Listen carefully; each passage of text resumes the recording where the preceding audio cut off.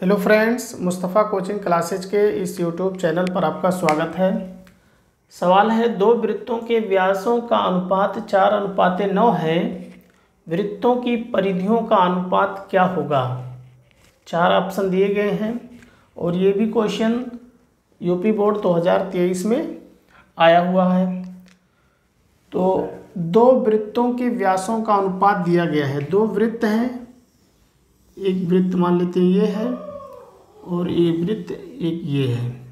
इस वृत्त का ये वृत्त मान लेते हैं, ये वृत्त C1 है और ये वृत्त C2 है और इनके व्यासों का अनुपात है। व्यास को इंग्लिश में डायामीटर कहते हैं, यानी यहाँ से लेकर यहाँ तक ये D1 है और ये आपका D2 है। और D1 और D2 में जो अनुपात दिया गया है वो 4:9 का अनुपात दिया गया है। तो सबसे पहले मान लेंगे, माना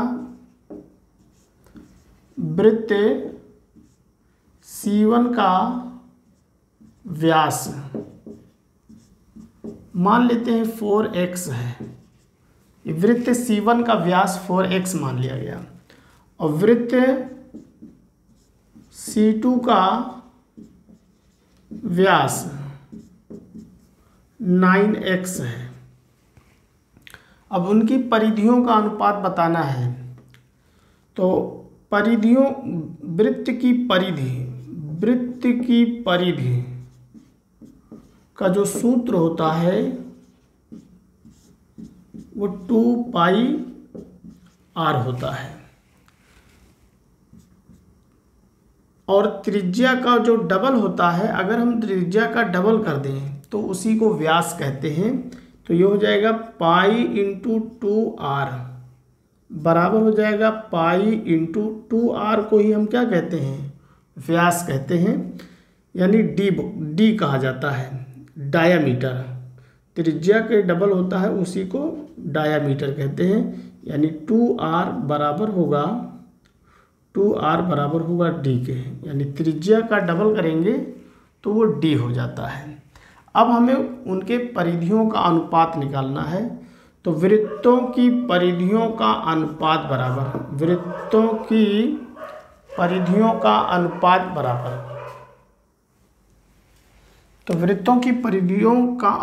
बराबर होगा। वृत्त की परिधि का सूत्र क्या होता है? 2πr। जब हम त्रिज्या का डबल कर देंगे तो उसी को ही व्यास कहते हैं।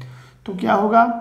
पहले वृत्त, जो पहला वाला वृत्त है जिसका व्यास D1 है, माना वृत्त C1 का जो व्यास है वो D1 बराबर 4x है और ये D2 बराबर 9x है।